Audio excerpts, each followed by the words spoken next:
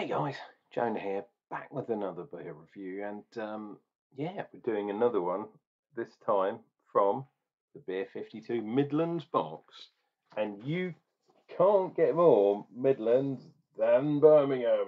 And we've got these guys. Whoop, I'm pulling it over.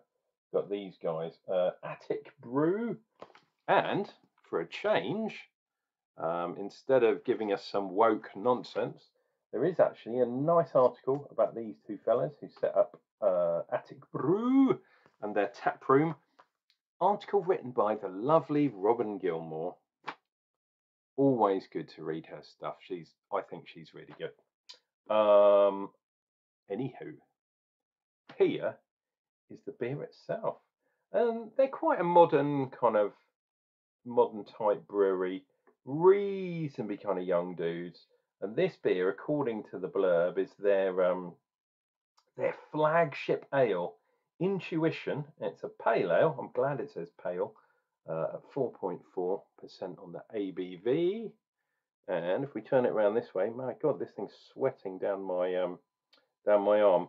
Pineapple and mango combined with peach and grapefruit for the ideal session beer. Full-bodied while remaining light and refreshing. And more importantly, or most importantly, it still packs a punch. It's got lots of pineapple, a bit of peach, and a bit of mango. And have a look. What have we got in here? We got wheat and oats. Of course we have. It even tells you where it is. Sturchley, Birmingham B30. So it's not in the centre by any means, but yeah, I think that's pretty cool. Now, a little bird has told me, turn around, that's psychedelic or perhaps rainbow flagged kind of gay brew. The hops in here are Sultana, Citra, Olicana, whatever that is, Centennial and Harlequin. So good to see Centennial, my favourite hop, and Harlequin as well, another one of those UK kind of hops that are in there. Obviously, you've got to have Citra in if it's a pale ale. It's the law or something like that. Sultana, interesting. That's kind of cool as well. So let us tap this can.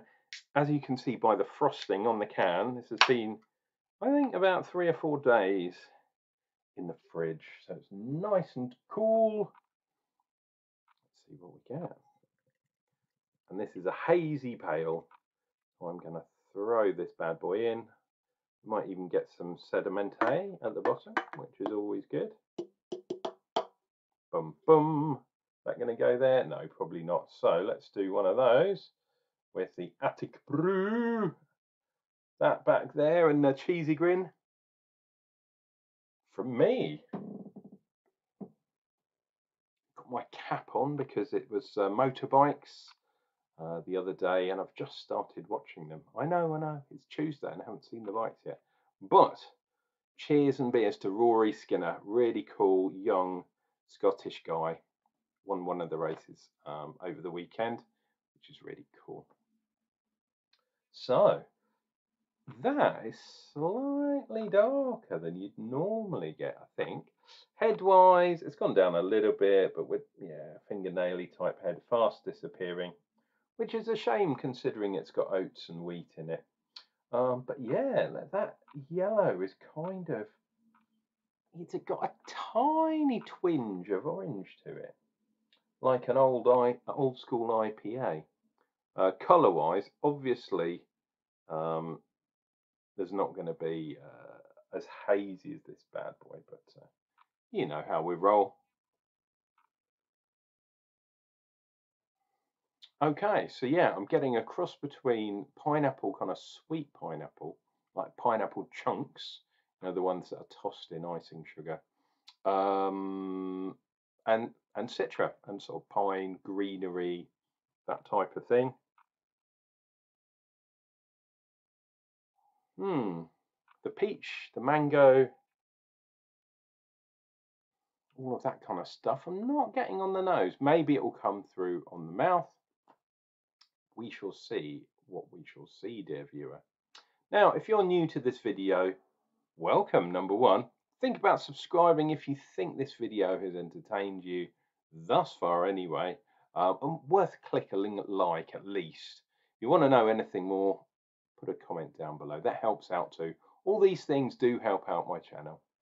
Cheers and beers. Let's see what we get with this one.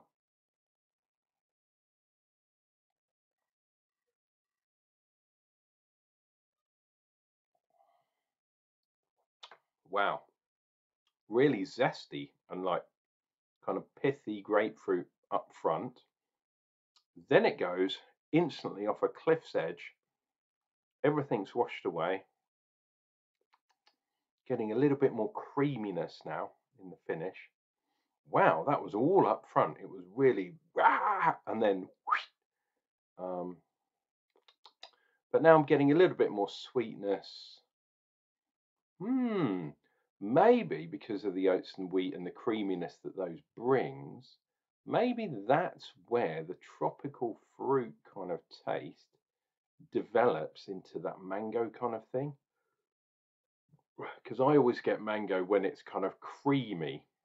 So maybe it's a kind of generic sort of tropical fruit thing, but because it's creamy, that's maybe where the mango's coming from. And obviously in there as well, you've got that green grassy kind of thing, and that's coming from the citra, no doubt. Centennial, I'm really trying to pick out the Centennial because I love Centennial and I'm not quite getting it so far. Interesting. And at 4.4%, nice session beer. Shame it's in such a small can, but hey, beggars can't be choosers, can they? When you go up to Birmingham.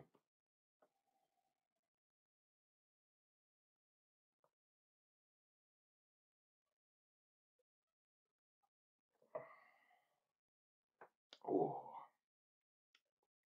yeah, it's weird. Okay, so maybe the drop off is not as pronounced as it was to start with. My synapses from my taste buds were firing like a good one, but it's kind of mellowed out to some degree. I am getting that kind of grapefruity kind of pith though, that kind of sourness that's helping me descend. It's kind of washing my palate clean to a certain degree. Um, but yeah, it's all quite sour. It's all quite bitter fruit. I don't mean that the beer is that sour. It's definitely not a Bacterius lobus.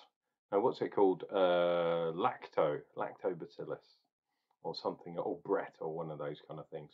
No, it's not sour like that. Well, I'm even saying it. In fact, it's reasonably sweet, but it's just got that sour kind of bitter hop thing going on. That usually means there's a lot of hops in there. And how many hops did we say? 1, 2, 3, 4, 5 different kinds of hops in this beer. So perhaps for a session kind of pale ale, maybe you've used too many hops in there. Not saying that's a bad thing. I quite like hops. It kind of overpowers a little bit for such a light beer. But yeah, nothing wrong with that.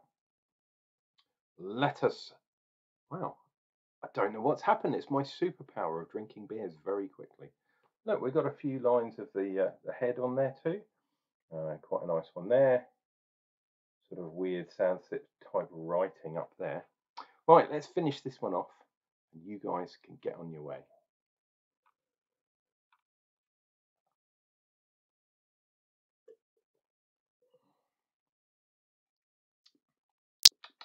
Wow, yeah, really bitter finish on there too. I think the hop particulates in suspension to some degree they remain until the very end. But yeah, it's given me that grapefruit, that almost that lemon and lime, crossed with the citra, which has given me the pine, given me the greenery. But everything's quite fresh. It's like a fresh kind of juice, as opposed to, one of those kind of concentrated, sickly sweet ones. That's not what's going on here. Reasonably good. Don't think this is going to be the best of the box by any means, but Yeah, not a bad beer at all. Oh, I've just noticed something. Hopefully that's next year. Oh, I can't quite see. I was just going to say, what do you think? See there, it says the 20. Oh, they printed it off the edge of the label. 29th of April 2020. Oh, your guess is as good as mine. Hopefully that's next year at the very least and not this year, because if it was, it will be past its date.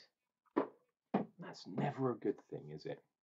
This has been your loving Unclejona, drinking for your entertainment.